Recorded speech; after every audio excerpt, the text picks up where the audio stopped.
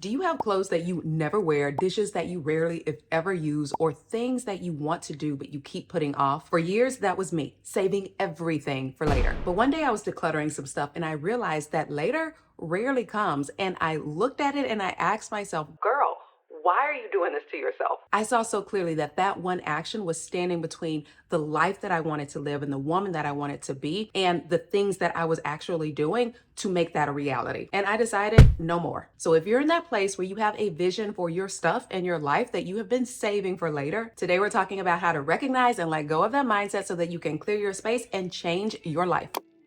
Well, welcome back to my channel, my friends, or welcome if you're new here. My name is Christy, and I make content centered around realizing that no matter where we are in life, no matter our age, we are just on time to live the life of our dreams. So, what is the save it for later mindset? The save it for later mindset is basically what it sounds like. It's the habit of holding on to things or delaying things until a later date. It's that voice in your head that says, oh, I'll use this when the time is right, or I'll do this later when I feel more ready. If you've been following along with my decluttering series, many times the things that we save for later fall in either the layer 2 category of decluttering, where we hold on to things that we don't really want, but we feel bad for letting them go, or the layer 3 category of decluttering, which is things that are deeply connected to our identities and how we view ourselves. And so it starts to get hard to let them go. Recognizing where I was having this save it for later mindset was one of the things that I shared helped me to really master decluttering, because I realized that while it started with physical things, it was actually bleeding over into other aspects of my life. And we're going to get into all of that. Let's start with why people save things. We save things for a lot of reasons. One, fear of waste. We hold on to items because we spent money on them, and letting them go can feel like we are admitting to a mistake or wasting resources. There's also the perceived value. Items like expensive clothing, fancy dishes, specialty products feel too nice to use for everyday life, which creates this belief that these items should be reserved for a special occasion, which again, is only like once a year if it ever comes. Sentimental attachment. Items become symbolic of a goal, of a memory, or even a version of ourselves that we're not ready to let go of. And so we hold on to them as a way of preserving those feelings or preserving those aspirations. Perfectionism. We convince ourselves that we need the perfect moment to use or enjoy something. And we'll say in our minds that once things are perfect, that's when we will take some action, with the fear that we may fail if we don't start until we're fully ready. What if thinking? The fear of needing something in the future makes us hold on to it even when it's not serving us today. The scarcity mindset. We worry that we won't have resources to replace something later, so we will cling to what it is that we have now. But the tricky thing is that this mindset doesn't stop at clothes or dishes or keepsakes. Like I said, it spills into our entire lives. First, in our goals and dreams. A lot of times people will delay pursuing their passions, waiting for the perfect conditions to start a business or to chase a dream or to take a leap of faith. And the result is that months or years pass and we're still waiting for that perfect moment that never comes. For example, someone might say, oh, okay, I'll start my fitness journey after the holidays, or I'll write that book when life slows down. And then you come to that moment and other priorities take place. People hold off on having meaningful experiences and delay them by saying that, oh, I'm going to host that dinner, or I will take that trip or that risk someday. I'll do this thing next year, or I'll celebrate once I achieve XYZ, while life just continues to pass by. When it comes to our emotional and mental well-being, we'll often wait to invest in ourselves, whether it is through rest or self-care or personal growth, because we're too busy or we're not ready yet, believing that there's going to be a right time to prioritize ourselves. There's really just not a lot of good in the save it for later mindset, because it can trick us into believing that we're being responsible or we're being practical. But in reality, like I said, it is creating this disconnect between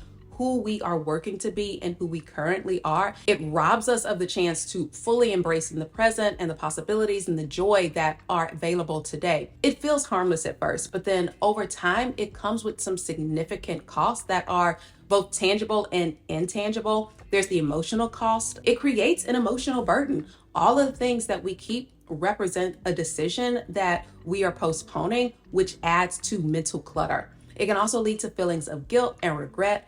Guilt for not using that item, for letting that thing or that opportunity go to waste, the money that we spent, and even just not living up to the expectations that we placed on ourselves. Over time, these small feelings add up, leaving us feeling overwhelmed and stuck and not moving forward with our lives. The physical cost, the more we save, the more space that we lose. Clutter takes over our homes, leaving us with less room to breathe, less room to enjoy our surroundings.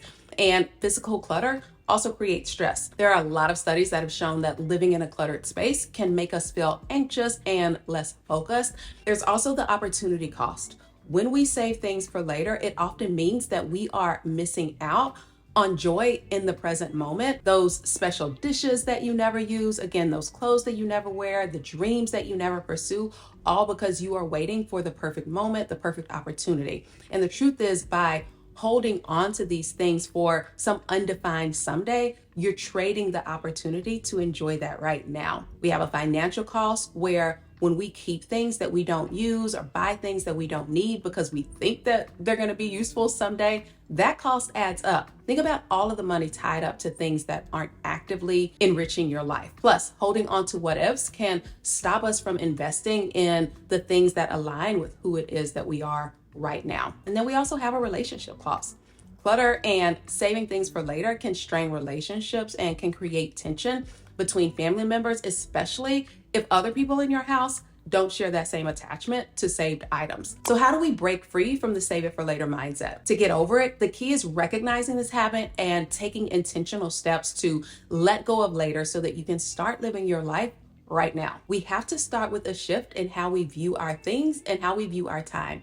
I love a series of questioning strategies to get us reflecting on why it is that we're doing things. So here are a couple of questions that I ask myself to get out of that save it for later thinking. 1, am I saving this for a version of myself that may never exist? You have got to be honest with yourself. Are you holding on to clothes for a body size that you may never return to, or items for hobbies that you're not actually pursuing? You have to let go of the what ifs to start embracing who you are now. The other question is, how would it feel to use or let go of this today?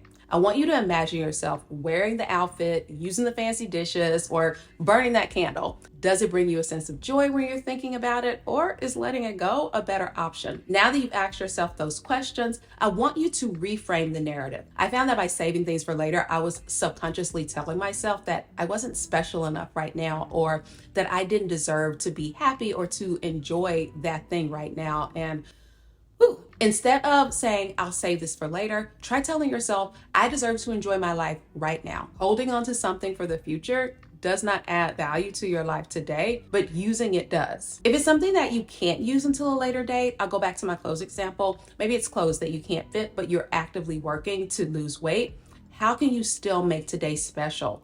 Don't say, okay, well, I'm just not going to buy anything at all and I'm just going to punish myself. No, find something that fits, that makes you feel confident so that you can make today special as well. Adopt an abundance mindset. Something that I really had to work through was trusting that if I let go of something or used it now, that I was going to have exactly what I needed when the time comes. There is no need for scarcity. So I read all of my comments.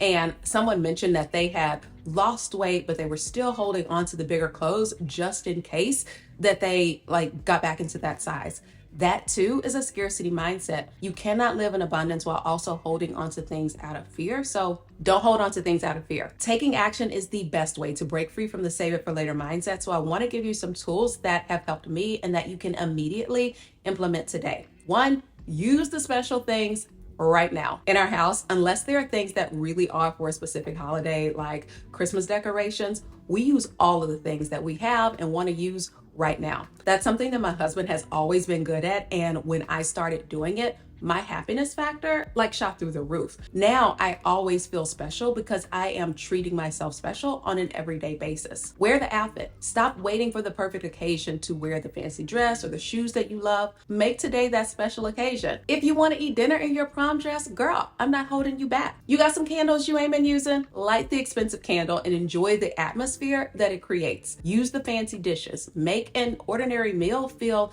extra special and extraordinary by treating yourself and your family to the good plates. Also, start small with things that bring you joy. Begin by focusing on 1 or 2 items that you've been saving for later. Use them or donate them, whichever way you want to go with that. You'll feel lighter if you make some use out of them. Declutter one small area like a drawer or a shelf and let go of the just in case items that are not adding any value to your life. Stop procrastinating on experiences. Is there a trip or an activity or a goal that you've been putting off? Whether it is a bucket list item or something as simple as a picnic in a park, plan and do something about that today. Say yes to opportunities. When an opportunity to try something new or to spend time with loved ones comes up, take it. And then set a personal challenge. I want you to pick one of your someday items or experiences and commit to using it or doing it this week. For example, plan a dinner party and use those dishes. Or take a step toward a dream that you've been having, like signing up for a class or updating your resume. In 2025, we are done getting caught in the save it for later trap. Let me be clear. It's not about being reckless, and it's not about not planning or not delaying gratification for a bigger goal.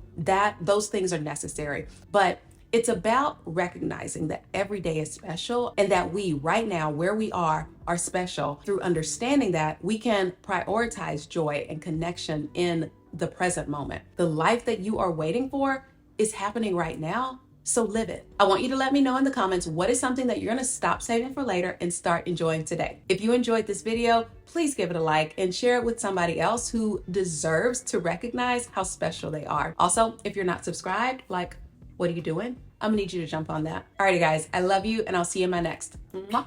Bye for now.